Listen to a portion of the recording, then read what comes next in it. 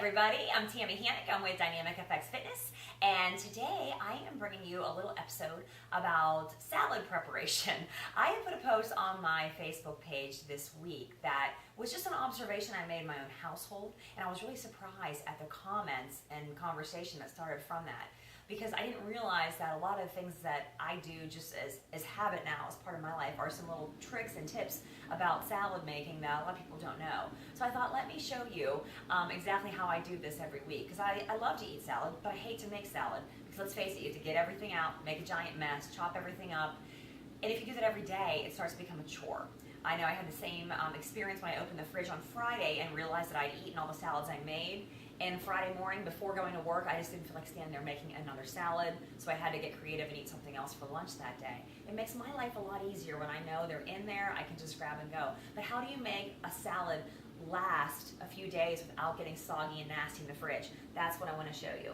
So it's as simple as this. This is what I do every Sunday. I take my lettuce greens and I portion them out into 4 containers. And I found these containers, I don't know if they're a Rubbermaid or a Tupperware, but they're a really nice size for a salad because I can pack a lot of vegetables in there.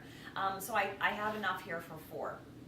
I chopped up 2 peppers, and what I'll do is just sprinkle that right on top. Now peppers can have and release a lot of water, and that can make your salad a little soggy, and that's what I'm going to show you.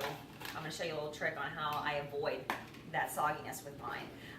I also like to add a ton of cucumber to my salads because cucumbers have a little bit of a diuretic property, and they help us release some fluid sometimes and make sure that we get some adequate hydration in there. So I have about a half a cucumber in every salad, and I like the seedless cucumbers are my favorite.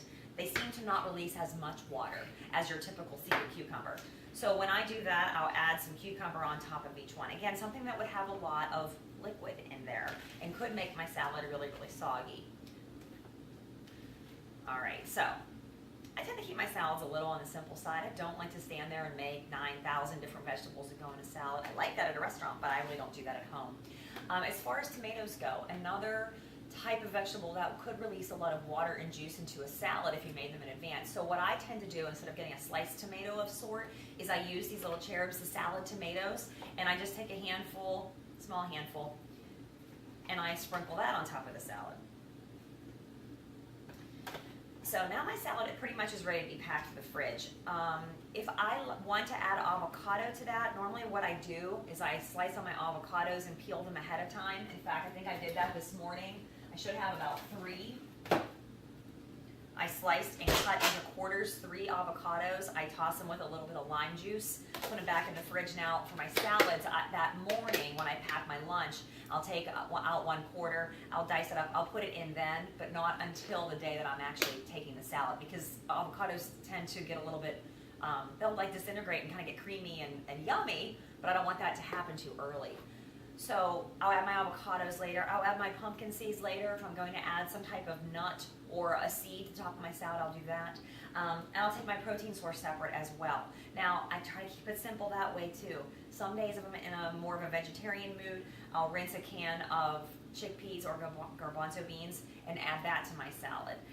If I'm looking for a day where I need a lot of protein, I love these Starkist packets. They're so easy to travel with. You don't need can openers. They're not real juicy with tuna juice everywhere, which I think is yucky.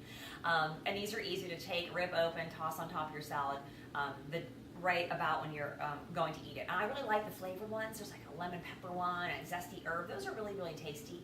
And I make sure I always get the ones that are in water. Someone asked me that yesterday and I thought, oh, in water, in water. All right, so tuna packs. And most of the time I will have chicken already made at home and I'll dice that up and add it later. But I have sometimes fallen back to just the chicken in a can. Anytime you use anything in a can though, please get your colander out and rinse it. It is sitting in a lot of sodium. Just rinse all that salt water away. And you'll find that even though it's a canned chicken, it'll taste a lot fresher when you rinse that all away. So those are the things that I'll pack separately and add those right before I eat the salad. But it's as simple as opening the can and putting them in little containers too. So when I do that, now my salads are ready. The last thing I do before I pack them is I take a paper towel. I've tried napkins. They don't work quite as well because paper towel is just thicker, like a Bounty, the quicker picker upper, right? I'll fold that in quarters. I just lay one on top of each salad. I usually tuck it over the top. You can fold it, but in these containers, it almost tucks in better, like you're putting it to bed. But when you do that, what will happen is that any liquid in the salad that's kind of coming out of the vegetables will be absorbed by the paper towel. So when you open your salad and take it out, it will feel damp because a lot of liquid will have seeped into the towel. Throw it away, your salad should still be relatively fresh underneath. And I can usually get 4 days out of a salad like this. I put the lids on top, stack them in the fridge, and now my lunch is ready to go. And that's what I thought was so interesting about the conversation that we were having on Facebook this week, is because it certainly is easier to make those choices when everything's already ready for you and it's waiting for you. It doesn't take me a very long to prep a big salad. It takes me the same amount of time to prep a little salad. So I might as well make one big one and portion it out and save it this way. Now, I learned this trick when I was a Weight Watcher, because people were asking, how do I buy bagged lettuce or bagged spinach and keep it from going wilted and damp once I've opened it? And that's where I learned the tip about the paper towel. My leader said, fold up a paper towel, put it in top of your greens, and it will absorb the liquid. And it works. So if you buy bagged salads or bagged spinach because you like to saute that or make spinach salads and you don't eat the whole bag at one time, same thing. Fold paper towel up, wrap it back up, stick it back in your crisper, and it will really help preserve those vegetables. And you hate to waste them, right? A lot of times we just throw it away. If we haven't eaten it, we throw it away because it got bad in the fridge. And that brought me back to the last thing we were talking about as far as fruits. Same thing with fruits. It takes time and it's messy to cut fruit up usually. There's juice, there's seeds and stuff everywhere.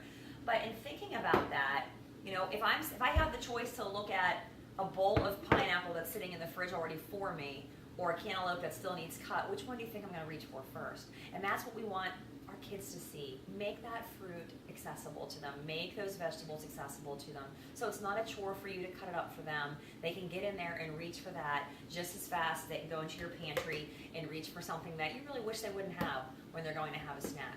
There's so many ways to make our life a little simpler. And I'm in that place in my life right now where I need my life to be as simple as possible when it comes to just survival. So the more I can do it one time and prep, the better off I'm going to be all week and the better choices I'm going to make. And as many people would tell you, that's how you achieve the Hannock dynamic. I'll see you next week.